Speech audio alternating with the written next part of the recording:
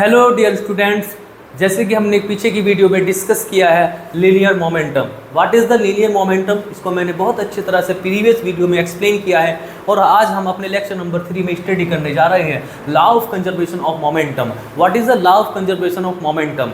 जैसे कि आपने पीछे की क्लासेस में ये स्टडी किया होगा law of conservation of energy, law of conservation of mass. इनका मतलब सबका ये है कि जो एनर्जी है वो कंजर्व है। एनर्जी ना तो हम बना सकते और ना ही हम मिटा सकते।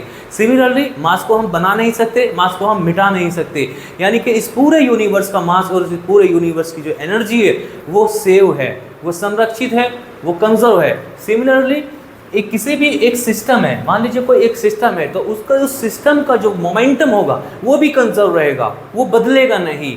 अब यहाँ पे सिस्टम वर्ड यूज़ किया गया है तो इसको हम समझते हैं कि सिस्टम किसे कहते हैं। तो सिस्टम बच्चों हम किसी भी चीज़ को कह सकते हैं सिस्टम। जैसे कि हमने यहाँ पे एक माचिस बॉक्स ले लिया है, दिस माचिस box we can say this is a system and the sticks of this matches box is known as member of this system। ये एक सिस्टम हो जाएगा अपने आप में। एक हमने कार ली, उस कार के अंदर सीट है, हैंडल है, इंजन है, हम बैठे हुए हैं, तो वो कार अपने आप में एक सिस्टम कहलाएगी और उसके जो अंदर जितने भी मेंबर्स है, जितने भी पार्टिकल्स है, वो उसके मेंबर हो जाएंगे। ये मारकर हम इसको सिस्टम कह सकते हैं। हम अपने आप में एक सिस्टम है, हमारे अंदर जो पुर्जे लगे हुए हैं वो उसके मेंबर्स हो गए, हार्ट्स, लंग्स, फेफड़े, आइज, ईयर्स, ये सब उसके मेंबर्स है। तो सिस्टम हम किसी भी बॉडी को बोल सकते हैं। तो यहाँ पे हमें फिजिक्स में ये बताया गया है कि the momentum of A system remain same in the absence of external force. मान लीजिए हम एक सिस्टम ले लेते हैं, सपोज दैट ये हमारे पास एक बॉडी है, body A and this is body B, these are two bodies और ये एक अपने आप में एक सिस्टम है। ठीक, इस सिस्टम के अंदर कितने मेंबर है? दो। इन दोनों मेंबर्स का कुछ ना कुछ मोमेंटम होगा।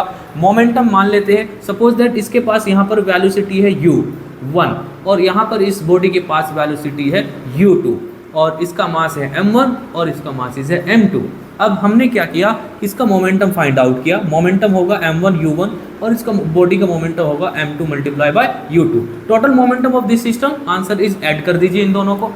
Suppose that this body collide with this body, दोनों आपस में टक्कर हो गई। टक्कर होने के बाद इनकी वेलोसिटीज चेंज हो जाएगी। तो मान लीजिए इसकी वेलोसिटीज हो जाती है, ये वेलोसिटीज इसकी हो जाती है आपकी v1। The velocity of A after the collision it's become v1। मास तो नहीं बदलेगा, मास तो उतना का उतना ही रहेगा m1 और बॉडी का नाम है a और इस बॉडी की वेलोसिटी सपोज दैट बढ़ जाती है। जैसे ने इससे पीछे आके टक्कर मारी तो इसकी वेलोसिटी बढ़ जाएगी। तो इसकी वेलोसिटी बढ़ गई, हमने बड़ा वेक्टर बना लिया यहाँ पे और इसको लिखेंगे हम v2 और ये बॉडी आपकी b है और इसका मास है m2।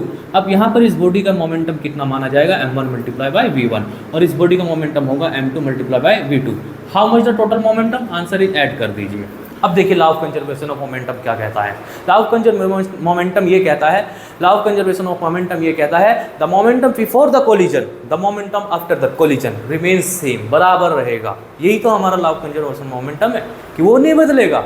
बड़ी घटना हो गई, एक्सीडेंट भले ही हो गया हो, लेकिन मोमेंटम नहीं बदलेगा। तो इस तरह से हम इन दोनों को मोमेंटम को इक्वल रख सकते हैं। m1 u1 m2 u2 will be equal to m1 v1 plus m2 v2। ये लो जी, ये इक्वेशन आ गई। ये इक्वेशन हमें कहाँ से मिली? Law of conservation of momentum. This is the law of conservation of momentum. ये हमारा law of conservation of momentum है कि किसी भी सिस्टम्स का मोमेंटम नहीं बदला करता। हाँ, शर्त एक है इसमें कि आपने एक्सटर्नल फोर्स अप्लाई ना किया हो। मान लीजिए ये दोनों बॉडीज चलती जा रही है, ठीक है, इनके पास मोमेंटम होगा, आपने एक्सटर्नल फोर्स इस पर अप्लाई कर दिया तो इसकी वेलोसिटी चेंज कर दी। तो एक्सटर्नल फोर्स अप्लाई करने से फिर तो मोमेंटम चेंज हो जाएगा, ठीक है। तो मोमेंटम चेंज कब नहीं होता? मोमेंटम रिमेन सेम कब रहता है? जब हम उस बॉडी पर कोई भी एक्सटर्नल फोर्स नहीं लगाते। तो हमने फर्स्ट लाइन में यही लिखा है, if no external force act on a system then the total linear momentum of a system remains constant. अब इसका प्रूफ देख लेते हैं बच्चों, इसका प्रूफ भी आता है तो प्रूफ करते हैं। प्रूफ इसको हम न्यूटन सेकंड लॉ से भी कर सकते हैं, न्यूटन थर्ड लॉ से भी कर सकते हैं, हम जौन से चाहे उससे कर सकते हैं। तो यहाँ पर हम इसको प्रूफ करते हैं by Newton second law. Third से भी करेंगे, पहले सेकंड से कर देते हैं। प्रूफ डाल देते हैं हम इसका, proof from Newton second law. Second law से इसका प्रूफ देखते हैं। सेकंड लॉ क्या बताता है हमें? Second law, the rate of change of momentum, the rate of change of momentum is directly equal to force, external force के इक्वल होती है। यही तो हमें न्यूटन सेकंड लॉ बताता है, ठीक है, वो हमने लिख दिया यहाँ पे। बाकी इसकी थ्योरी व्योरी वगैरह लिखनी रहेगी हमें एग्जाम के, तो वो आपको नोट्स में देखने को मिलेगी। मैं यहाँ पे सभी थ्योरीज तो नहीं लिख सकता, इसके लिए मैंने आपके लिए नोट्स को तैयार किया है। आप नोट्स ले सकते हैं, व्हाट्सअप नंबर आपको दिया है मैंने, व्हाट्सअप नंबर आपको डिस्क्रिप्शन बॉक्स में मिल जाएगा, या हमारी शॉर्ट वीडियोज़ पर जा करके देख सकते हैं, वहाँ से आप नोट्स लिख सकते हैं और अपनी स्टडी शुरू कर सकते हैं। आप स्पेशल हमसे पढ़ना चाहते हैं तो हमें कॉन्टैक्ट कीजिए, हम आपको स्पेशल भी पढ़ा देंगे। हमारे चैनल को ज़्यादा से ज़्यादा सब्सक्राइब कीजिए। हम भविष्य में आपके लिए NEET, NDA, IIT, JEE mains इनकी क्लासेस को अवेलेबल कराएंगे। तो अभी हमारे चैनल को सपोर्ट की ज़रूरत है, आप हमें सपोर्ट कीजिए, सब्सक्राइब कीजिए। तो ये हमारा न्यूटन सेकंड लॉ हो जाता है। अब यहाँ से हमने क्या कहा, if there is no external force, it's means if external force is equal to 0, तो ये हमारी इक्वेशन क्या बन जाएगी, हमारी इक्वेशन बन जाएगी dp/dt will be equal to 0, और यहाँ से हमें dp इज इक्वल टू मिलेगा 0, t मल्टीप्लाई में चला जाएगा। यहाँ से ये क्या चीज़ है, ये है difference in momentum. Difference in momentum 0, यानी कि मोमेंटम में कोई चेंज ही नहीं आया। मोमेंटम में कोई चेंज नहीं आया तो इसको हम लिख सकते हैं p is equal to constant, वो तो बदला ही नहीं है। d for difference in momentum is 0, तो therefore p is equal to constant, momentum नहीं बदला। अब सपोज दैट हमारा जो सिस्टम था, ये जो सिस्टम था, इस सिस्टम के अंदर बहुत सारे पार्टिकल्स थे, ऐसे बहुत सारे, और हर एक पार्टिकल्स की अपनी इंडिविजुअल वेलोसिटीज होगी, हर एक पार्टिकल्स का अपना इंडिविजुअल मोमेंटम होगा। लेट्स से इसका मोमेंटम p1 है, इसका मोमेंटम p2 है, और इसका मोमेंटम p3 है, और इस वाले मेंबर का नाम, इसका मोमेंटम p4 है। सबका मोमेंटम है, तो सबका मोमेंटम को हम कैसे लिख सकते हैं, p इज इक्वल टू सबका मोमेंटम, इंडिविजुअल सम कर दीजिए, सबका इंडिविजुअल सम कर दीजिए, p1 plus p2 plus p3 plus p4 and so on, and ये लो जी पूरे सिस्टम के लिए मैंने लिख दिया है। ध्यान रहे यहाँ पे हमें वेक्टर सम्स लेना है, नॉर्मली सम नहीं लेना है, एल्जेब्रिक सम नहीं लेना, वेक्टर सम लेना है, क्योंकि मोमेंटम एक वेक्टर क्वांटिटी है, तो इसमें डायरेक्शन को भी देखी जाती है, इसलिए हम यहाँ पे वेक्टर लगा देंगे। अब जैसे कि हमें एक एग्जांपल दे करके समझाता हूँ कि यहाँ पे वेक्टर सम क्यों ले रहे हैं।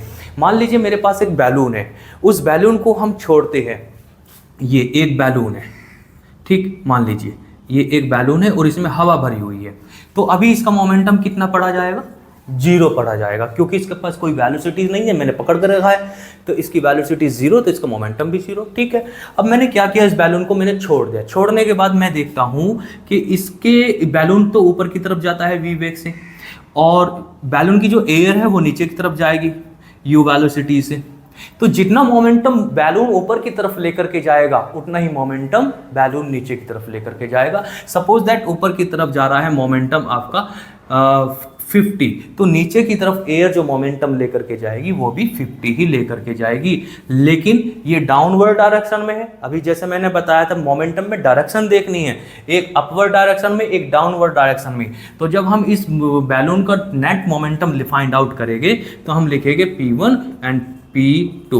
P1 कितना है 50 और P2 भी कितना है 50, लेकिन यहाँ पे माइनस लेंगे। माइनस क्यों लेंगे, क्योंकि अपोजिट है, और टोटल मोमेंटम कितना आ जाएगा 0। तो बैलून को जब हमने रिलीज नहीं किया था तब भी मोमेंटम कितना था 0, और जब बैलून को हमने रिलीज कर दिया तब भी मोमेंटम कितना 0।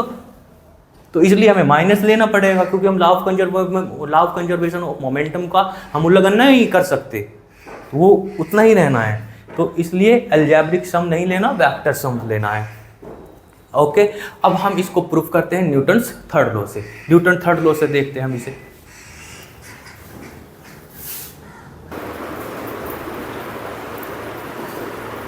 तो देखिए इसको हम न्यूटन्स थर्ड लॉ से किस तरह से प्रूफ करते हैं। तो मान लेते हैं हम न्यूटन्स थर्ड लॉ क्या है, पहले तो ये समझिए। न्यूटन्स थर्ड लॉ है ये है कि एक बॉडी दूसरी बॉडी पर फोर्स लगाती है उतने ही अमाउंट में, the action force will be equal to reaction force. इस बॉडी ने इस पे F फोर्स लगाया है तो ये बॉडी भी इस पे F फोर्स लगाएगी। तो हम दो बॉडीज लेकर के चलते हैं, उन दोनों बॉडीज में आपस में टक्कर कराएंगे, और टक्कर कराने से F1 is equal to F2 ये लिखेंगे और अपनी प्रॉब्लम को सॉल्व करेंगे। तो let's say we have two bodies, body A and body B of masses M1 and M2 are moving with initial velocities U1 and U2 before the collision, this is the condition of before the collision. After the collision this condition, इस body ने इसको strike किया तो इसकी velocities बढ़ जाएगी, तो हमने इसलिए इसका वेक्टर बड़ा बनाया है, और इसकी वेलोसिटी छोटी हो जाएगी तो इसका वेक्टर मैंने छोटा बनाया है। तो ये कोलिजन होने के बाद की सिचुएशन है, और ये कोलिजन होने से पहले की सिचुएशन है। तो अगर मैं देखूं कोलिजन से पहले कितना मोमेंटम था, तो इस बॉडी का आंसर है, इस बॉडी का मोमेंटम है m1 मल्टीप्लाई बाय u1, और इस बॉडी का मोमेंटम है m2 multiply by u2। Total momentum कितना हुआ बिफोर द कोलिजन, ये हुआ। आफ्टर द कोलिजन कितना मोमेंटम है, तो ये हो जाएगा m1 मल्टीप्लाई बाय v1 और m2 multiply bye v2, m2 multiply bye v2। इसका मासिस m2 है, इसका मासिस m1 है। तो ये रहा। तो अब हमें प्रूफ क्या करना है, हमें प्रूफ यही करना है कि this momentum is equal to this momentum, Newton's third law से। तो आ जाइए, न्यूटन्स थर्ड लॉ थ्योरी हमारी बन गई। At the instant of collision, collision के instant body A body B पर फोर्स लगाती है। ये लिखेंगे हम force on B by A, इसको बोलेंगे ऑन और इसको बोलेंगे हम बाय। जो पहले होगा उस पर फोर्स लगेगा, जो पहले लिखा है उस बॉडी पर फोर्स है, और जो बाद में लिखा है इसका मतलब है जो पहली वाली बॉडी ने लगाया है। तो फोर्स ऑन बी बाय ए, और इसको लिखेंगे हम, ये इधर लगाएगी फोर्स, भाई ऐसे दो बॉडी आपस में टकराए, इसने इस पे फोर्स लगाया, इसने इस पे फोर्स लगाया, दोनों ने, तो इसे लिखेंगे force on A by body B. अब न्यूटन के according this force will be equal to this force, तो हम यहाँ से लिख देंगे force on body B will be equal to force on body A by B. और यहाँ हम माइनस भी तो लेते हैं क्योंकि अपोजिट फोर्सेस है ना, तो इसलिए माइनस लेना पड़ता है हमें। ये दोनों फोर्सेस हो गए। अब हमें करना क्या है, इसमें मल्टीप्लाई कर दीजिए बाय टी से। कौन से टी से, जिस eight the instant of collision. भाई इन्हें टकराने में, आपस में इंटरेक्शन करने में, इधर उधर होने में कुछ तो टाइम लगा होगा, तो जो टक्कर लेने का टाइम है उस टाइम से हमने इसमें दोनों और मल्टीप्लाई कर देनी है। तो ये लिखा जाएगा force on B D B A is multiply by T is equal to minus force on A by B multiply by T. अब हम जानते हैं कि फोर्स और टाइम की मल्टीप्लाई किसके इक्वल होती है, ये तो मोमेंटम के बराबर होती है। तो इसको हम क्या लिख लेंगे, change in momentum of body B, इसको लिखेंगे। ये होता है बच्चों, ये तो आपने पढ़ा नहीं क्या, न्यूटन्स सेकंड लॉ यही तो बताता है, D P upon D T. तो यहाँ से आपको force multiply by D T is equal to किसके इक्वल मिलता है, चेंज इन मोमेंटम के इक्वल मिलता है। Force multiply time is equal to change in momentum. तो ये क्या चीज़ है, चेंज इन मोमेंटम, ये लिखेंगे change in momentum, in momentum. कौन सी बॉडी का चेंज है ये, तो आंसर है बी, जो फर्स्ट बॉडी लिखी है ऑफ बी, बी बॉडी। और इधर किसके इक्वल रहेगा ये, change in momentum, change in momentum. ये कौन सी बॉडी का चेंज आएगा, ऑफ बॉडी ए, बॉडी ए, ये बॉडी ए का रहेगा। ठीक है, अब चेंज इन मोमेंटम देख लीजिए कैसे निकालते हैं। चेंज इन मोमेंटम को कैसे निकालेंगे, बॉडी ए का पहले मोमेंटम और बाद का मोमेंटम दोनों आपस में डिफरेंस कर दीजिए, वही चेंज इन मोमेंटम है। तो बॉडी ए का फाइनल मोमेंटम क्या है, तो फाइनल मोमेंटम है बच्चों ये m1 मल्टीप्लाई बाय v1, ये बॉडी ए का फाइनल मोमेंटम है। तो इसे लिखेंगे m1 मल्टीप्लाई बाय v1, और इनिशियल मोमेंटम ये रहा m1 minus m1 into u1। तो ये बॉडी ए का चेंज इन मोमेंटम आया। इस यहाँ क्या है, change in momentum of body A. Body A के मोमेंटम में कितना चेंज आया, यहाँ पे बॉडी ए का मोमेंटम कितना है, m1 मल्टीप्लाई बाय v1। तो यहाँ लिखेंगे m1 मल्टीप्लाई बाय v1। अच्छा, पहले कितना था मोमेंटम, तो पहले मोमेंट था m1 u1 minus m1 multiply by u1। अब यहाँ पे माइनस को अंदर ले जाइए, तो ये हो जाएगा m2 v2 minus m2 u2 is equal to minus m1 v1, और ये हो जाएगा प्लस m1 और u1। अब आपको करना क्या है, इनिशियल वेलोसिटीज़ वाले टर्म्स इस तरफ करने हैं और फाइनल वेलोसिटीज़ वाले टर्म्स एक तरफ करने हैं। तो ये हो जाएगा आपका m2, ये फाइनल वेलोसिटीज़ वाला टर्म्स ये रहा, इसको इधर ले आइए तो ये प्लस हो जाएगा m1 v1 is equal to m1 u1, और ये इनिशियल वेलोसिटीज़ वाला टर्म्स इधर जाएगा, तो ये हो जाएगा plus m2 multiply bye v2। ठीक है, अब यही तो हमें प्रूफ करना था, यही तो मैंने बताया था, the momentum before the collision will be equal to after the collision. देखो यही तो प्रूफ करने के लिए बोला था मैंने। तो इस तरह से हम न्यूटन सेकंड लॉ को भी प्रूफ कर सकते हैं। सॉरी, न्यूटन थर्ड लॉ से भी हम law of conservation of momentum को भी प्रूफ कर सकते हैं। बहुत आसान प्रूफ है इसका, पेपर में एग्जाम में पूछा जाता है प्रूफ करने के लिए। तो आई होप आप ये समझ गए होंगे, तो इसको आप नोट कर लेना, ठीक है। इसके बाद हम नेक्स्ट टॉपिक लेते हैं। नेक्स्ट टॉपिक रहेगा हमारा इम्पल्स। इम्पल्स, आइए इम्पल्स को समझते हैं कि what is the impulse.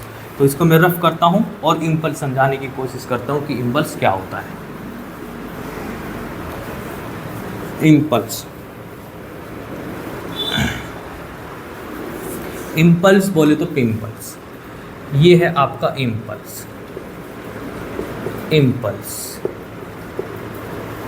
Impulse देखिए क्या होता है। इम्पल्स, इम्पल्स बच्चों बहुत शॉर्ट अमाउंट में, बहुत शॉर्ट टाइम में एक वेरी लार्ज लगने वाला फोर्स होता है।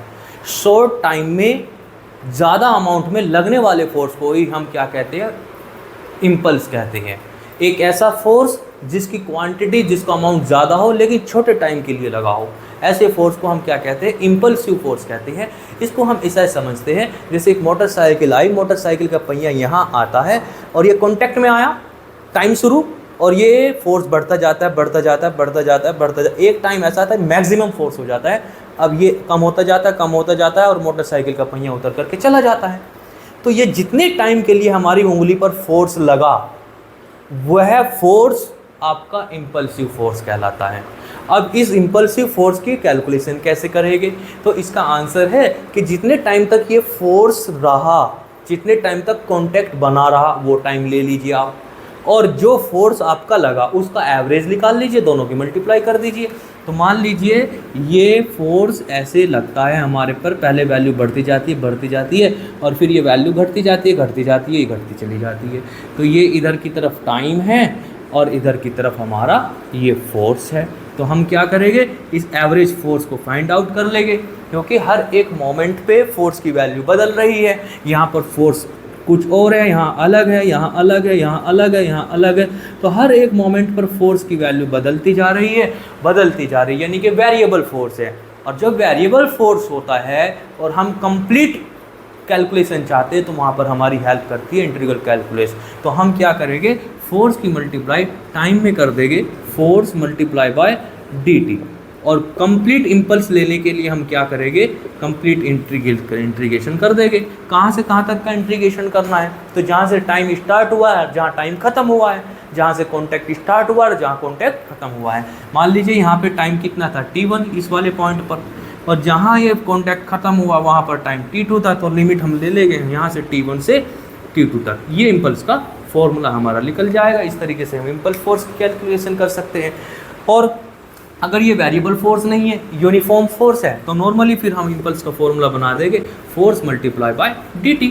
ये बनना जाए, क्योंकि वेरिएबल फोर्स नहीं है। तो जहाँ वेरिएबल फोर्स होता है वहाँ पर इंटीग्रेशन यूज करना है, और जहाँ वेरिएबल फोर्स नहीं है वहाँ नॉर्मली आपको फोर्स की मल्टीप्लाई कर देते हैं। अब इम्पल्सिव फोर्स की यूजेस क्या है, हमारी डेली लाइफ में क्या एप्लीकेशन है इसके, तो इसके आंसर है बहुत यूजेस है हमारे डेली लाइफ में। जैसे हमें एक निडल गाड़नी है, तो निडल गाड़ने के लिए हमें शॉर्ट टाइम में ज़्यादा फोर्स की रिक्वायरमेंट होती है।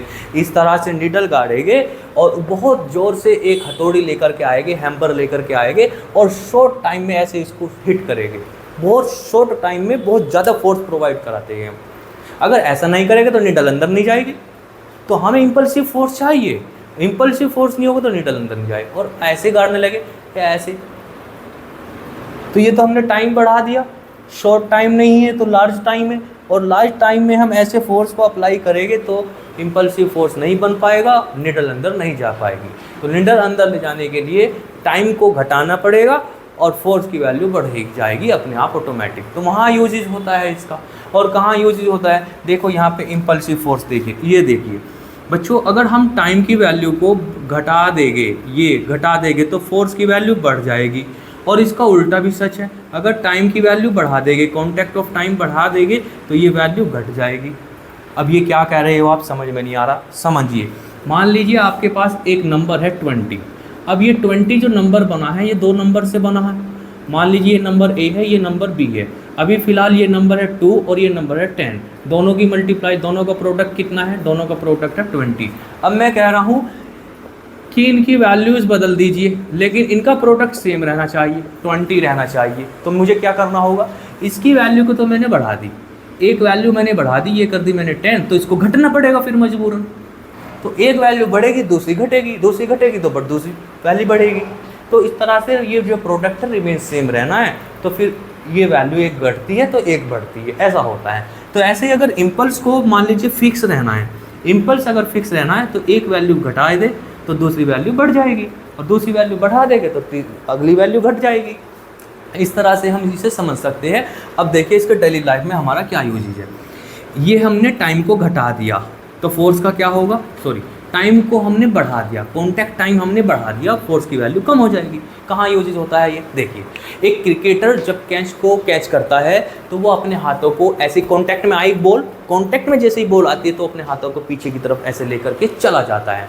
कॉन्टैक्ट टाइम उसने बढ़ा लिया, कॉन्टैक्ट टाइम अगर उसने बढ़ा लिया तो उसने फोर्स की वैल्यू को कम कर लिया, और फोर्स की वैल्यू को अगर उसने कम कर लिया है तो उसके हाथों में चोट नहीं लगेगी। यहाँ यूजेज होता है इम्पल्स का।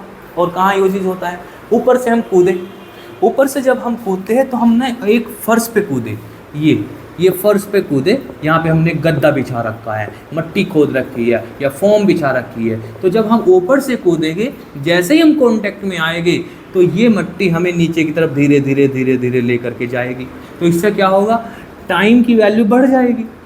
ये टाइम बढ़ गया, रेस्ट में आने के लिए टाइम ज़्यादा मिल गया हमें, और टाइम अगर बढ़ जाएगा तो फोर्स की वैल्यू कम हो जाएगी और हमारे पैरों में चोट कम लगेगी। अगर हम ऐसी मट्टी पर ना कूदे, फर्श पर कूदे, फ्लोर पर कूदे, पक्के फर्श पर कूदे, तो हमें ये जो टाइम है ना, ये टाइम नहीं मिल पाने का, रेस्ट में आने का टाइम नहीं मिला, कॉन्टैक्ट टाइम नहीं मिला, और कॉन्टैक्ट टाइम अगर छोटा नहीं बढ़ेगा तो फोर्स की वैल्यू नहीं घटेगी, और फोर्स की वैल्यू नहीं घटेगी तो फोर्स का अमाउंट ज़्यादा रहेगा, हमारे पैरों में चोट लगेगी बहुत ज़्यादा। तो इसलिए यहाँ यूजेस करते हैं हम इम्पल्सिव फोर्स का, यहाँ यूजेस करते हैं। और कहाँ यूजेस करते हैं, जो चाइना वेयर्स होते हैं, बर्तन होते हैं, उसके कांच के बर्तन होते हैं, चीनी मिट्टी के बर्तन बने हुए होते हैं, चूड़ियाँ होती है, तो उनमें हम क्या करते हैं, घास फूस भर देते हैं बीच में, या पेपर वगैरह भर देते हैं। चूड़ियों में आपने देखा होगा पेपर लगा हुआ होता है, वो इसीलिए लगा हुआ था ताकि कि जब वो एक दूसरे से कांटेक्ट में आएंगे, कहीं हम जब सामान एक जगह से दूसरी जगह रखेंगे, एक जगह से दूसरी जगह ट्रांसपोर्ट कराएंगे, तो आपस में उनकी कांटेक्ट भी होगा, और जब कांटेक्ट होगा तो वो टूटने का खतरा है। तो उस टूटने के खतरे को हम कम कैसे करते हैं, बीच में हम कांटेक्ट टाइम बढ़ाने के लिए बीच में घास डाल देते हैं, पेपर डाल देती है, या भूस वगैरह भर देते हैं, तो कॉन्टैक्ट टाइम बढ़ जाएगा, और कॉन्टैक्ट टाइम बढ़ जाएगा तो फोर्स की वैल्यू कम हो जाएगी, और फोर्स की वैल्यू कम हो जाएगी तो शीशा ब्रेक नहीं होगा, चूड़ियाँ ब्रेक नहीं होगी, चाइना वेयर्स, चीनी के बर्तन ये ब्रेक नहीं होंगे, वहाँ यूजेस करते हैं। तो हमारे डेली लाइफ में there are lot of many uses of impulsive force. आपको बुक्स से पढ़ लेना, वहाँ से आपको मिल जाएगा, आपके नोट्स में भी दे रखा है, आप व्हाट्सअप कीजिए, व्हाट्सअप नंबर आपको डिस्क्रिप्शन बॉक्स में मिल जाएगा, और जी आपको शॉर्ट वीडियोस में भी मिल जाएगा, तो वहाँ से आप ले सकते हैं। हमारे चैनल को आप ज़्यादा से ज़्यादा सपोर्ट करिए, सब्सक्राइब कीजिए, अपने दोस्तों में शेयर कीजिए। ऐसा करेंगे तो हमें सपोर्ट मिलेगा, हम आपके लिए और बेहतर से बेहतर वीडियो बनाने की कोशिश करेंगे, और फ्यूचर में हम आपको NDA, नीट एक्सेट्रा इनकी क्लासेस भी अवेलेबल कराएंगे। तो अभी हमें आपके सपोर्ट की ज़रूरत है, तो आप हमें सपोर्ट करिए, ठीक है। आज के लिए इतना ही, फिर आगे के लेक्चर में हम आगे स्टडी करने वाले हैं कुछ और, उसमें नेक्स्ट लेक्चर में ही डिस्कस करेंगे कि क्या डिस्कस करना है हमें। आज के इतना ही, थैंक यू।